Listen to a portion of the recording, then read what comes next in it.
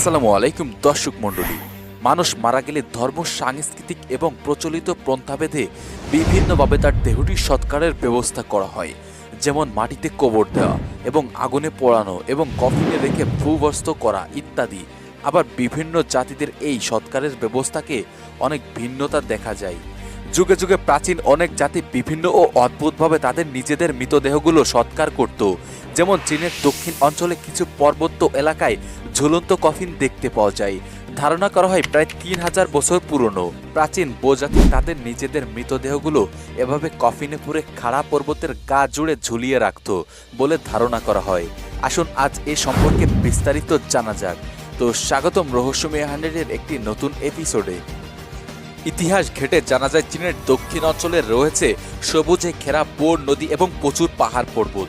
এই অঞ্চলেই রয়েছে চীনের বহু প্রাচীন রহস্যগুলোর একটি, তা হলো ইয়াজিং নদীর অববাহিত অবস্থিত পর্বতগুলোর সাথে থাকা ঝুলন্ত কফিন। ইতিহাসবিদগণরা ধারণা করেন এই অদ্ভুত গোরস্থানটি আসলে বো জাতিদের। তারা প্রায় ৩,০০০ বছর পূর্বে এভাবে নিজেদের সঙ্গী এবং সাথীদের সৎকার করার পন্থাটি চালু করেছিল।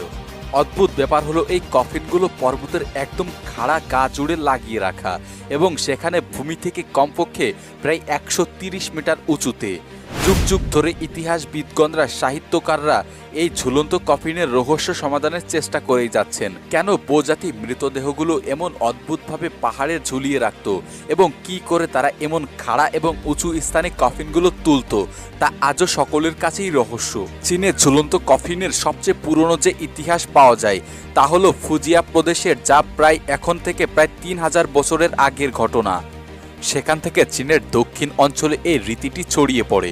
বিশেষ করে হুবেই, সিচুয়ান এবং ইউনান প্রদেশের এটি প্রচলিত হয়ে যায়। তবে ইতিহাসবিদগণরা মনে করেন বো জাতি এই কফিনগুলো তৈরি করেছিল, কারণ কফিনগুলো যে সে সময়ের তৈরি করা হয়েছিল সে সময়টি বো জাতির আবির্ভাব হয়েছিল। পাশাপাশি মিং রাজবংশের শেষের দিক থেকে এই ঝুলন্ত কফিনের পন্থাটি এবং বো জাতি উভয়ের ব্যাপারে ইতিহাস আর কোনো নথিকথা পাওয়া যায়নি। অনেকেই ধারণা করেন বৌদ্ধের এমন হঠাৎ করে হারিয়ে যাওয়ার পিছনে মিং রাজবংশই দায়ী। তাদের মতে মিং রাজবংশ আসলে বো জাতিদের সকলকে হত্যা করেছিল। তবে বো জাতি আসলে কোথা থেকে এসেছিল এবং তাদের শেষ পরিণতি কি হয়েছিল তা নিয়ে আজও গবেষণা করা হয়। এখন আপনার মনে প্রশ্ন জাগতে পারে, কেন বো জাতি তাদের মৃতদেহগুলো মূলত মানুষের বসবাসের স্থানগুলো বাদ দিয়ে নদীকে সামনে রেখে পাহাড়ের গায়ে কফিনে করে ঝুলিয়ে রাখত? এর পিছনে মূলত কি কারণ ছিল? প্রাচীন সেই জাতিগুলোর নিজস্ব পারলৌকিক বিশ্বাস এবং ধ্যান ধারণা। চলুন কিছু ধারণা সম্পর্কে আলোচনা করা যাক। ১০০০ বছর পূর্বে এশিয়ার অনেক স্থানে নিজেদের পূর্বপুরুষদের পূজার রীতিনীতি প্রচলিত ছিল। ঐতিহাসিকভাবে চাইনিজ লোকেরা তাদের মৃত আপনজনকে নিজেদের কাছে রাখার সিদ্ধান্ত নিয়েছিলেন, যাতে তারা তাদের প্রিয় মানুষদের অবশিষ্ট অংশ নিয়ে যথাযথ পরিচর্যা করতে পারে এবং শ্রদ্ধা ও ভালোবাসা জানাতে পারে। তারা বিশ্বাস করত এভাবে তারা তাদের মৃত আপনজনদের আত্মাকে খুশি করতে পারবে। তারা ধারণা করত একটি সংশ্লিষ্ট এবং সুখী আত্মা খুব কমই দুনিয়ায় ফিরে এসে জীবিতদের হানা দেয়। আরেকটি তত্ত্ব থেকে উপলব্ধি করা যায় বো জাতের মৃতদেহগুলো এমন উঁচু জায়গায় রাখার পিছনে একটি প্রায়োগিক ব্যাখ্যা রয়েছে, যা তাদের পৌরলৌকিক বিশ্বাসের সাথেও সঙ্গতিপূর্ণ। তা তাদের প্রিয়জনদের দেহ সবচাইতে উপযুক্ত এবং ভালো স্থানে সংরক্ষণ করে রাখা। সেখানে দেহগুলো সবচেয়ে কম ক্ষয় হবে এবং সেখানে তাদেরকে কেউ কোনোভাবে বিরক্ত করবে না। তাদের বিশ্বাস ছিল এভাবেই পরকালের একটি আত্মা অমরত্ব লাভ করে। তাই তাদের মৃতদেহগুলো প্রাণী এবং মানুষের ধরাছোঁয়ার বাইরে রাখাটা বেশ গুরুত্বপূর্ণ ছিল। তাদের কাছে কেউ যেতে পারবে না এবং কফিনগুলোর কোনো ক্ষয়ক্ষতি হবে না এবং সেটি চুরি হবে না। কফিনগুলো তৈরি করতে এবং তা পাহাড়ের গা ঘেঁষে উঁচুতে ঝোলাতে অনেক যত্ন, অসুবিধা এবং ঝুঁকি নিতে হতো। তাই ধারণা করা হয় এই ঝুলন্ত কফিনগুলো মূলত সমাজের উচ্চপদ ব্যক্তি এবং ধনী এবং সম্মানীয় ব্যক্তিদের জন্যই প্রস্তুত করা হতো।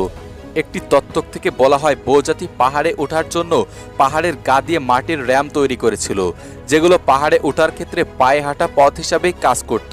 তারপর কফিনগুলো সেই পথ ধরে বহন করে উপরে নিয়ে যাওয়া হতো। কিন্তু অনেকেই এই তত্ত্বকে অসঙ্গত বলে বাতিল করে দেন।